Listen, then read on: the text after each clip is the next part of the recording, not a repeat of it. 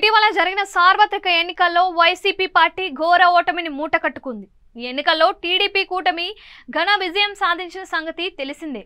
175 assembly స్థానాలకు గాను ఏకంగా 164 ఎమ్మెల్యే సీట్లను కైవసం చేసుకుని చరిత్ర సృష్టించింది. ఈ ఎన్నికల్లో జనసేన అధినేత పవన్ కళ్యాణ్ అసలైన గేమ్ చేంజర్ గా నిలిచారు. పొత్తులో భాగంగా జనసేన పోటీ చేసిన 21 స్థానాల్లోనూ అభ్యర్థులు విజయం సాధించారు. 2019 ఎన్నికల్లో 151 సీట్లలో ఘన విజయం సాధించి అధికారంలోకి వచ్చిన వైసీపీ తీవ్ర ప్రజాగ్రహానికి లోనై కేవలం 11 సీట్లలో మాత్రమే విజయం సాధించగలిగింది. 2019 ఎన్నికల్లో 22 పార్లమెంట్ స్థానాలు గెలుచుకున్న ఆ పార్టీ ఈసారి 4 పార్లమెంట్ స్థానాలకు మాత్రమే పరిమితమైంది. ప్రభుత్వ వ్యతిరేకత, ప్రజా ఆగ్రహంతో వైసీపీ కంచుకోటలు కూడా బద్దలయ్యాయి. ఊహించని రీతిలో వైసీపీ ఓటమి పాలు కావడం ఇప్పుడు ఆ పార్టీ నేతలకు పెద్ద సంకటంగా మారింది.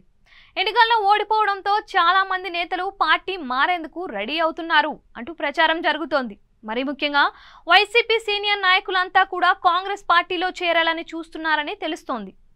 5 ఏళ్ల పాటు పార్టీలోనే ఉంటే అనేక ఇబ్బందులు ఎదుర్కోవాల్సి ఉంటుందని, వ్యక్తిగతంగా, రాజకీయంగా, ఆర్థికంగా అన్ని విధాలుగా ఇబ్బందులు తప్పవని భావిస్తున్నారు చాలా మంది నేతలు.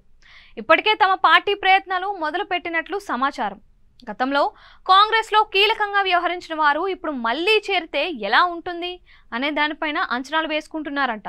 ప్రస్తుతం దేశవ్యాప్తంగా కాంగ్రెస్కు ఆదరణ పెరుగుతూ ఉండడం, ఏపీలో షర్మిల కాంగ్రెస్ తరపున యాక్టివ్ పాలిటిక్స్ చేస్తూ ఉండడం, మెజార్టీ నేతలు ఆ పార్టీలో చేరేందుకు ఆసక్తి చూపిస్తున్నారంట. గతంలో కాంగ్రెస్ నుంచి వచ్చిన సీనియర్ నాయకులు ప్రస్తుతం వైసీపీలో కొనసాగుతూ ఉండడంతో మళ్లీ వారంతా తమకున్న పరిచయాలతో కాంగ్రెస్ అగ్ర నాయకులతో సంప్రదింపులు చేస్తూ పార్టీలో చేరేందుకు ఆసక్తి చూపిస్తున్నారంట.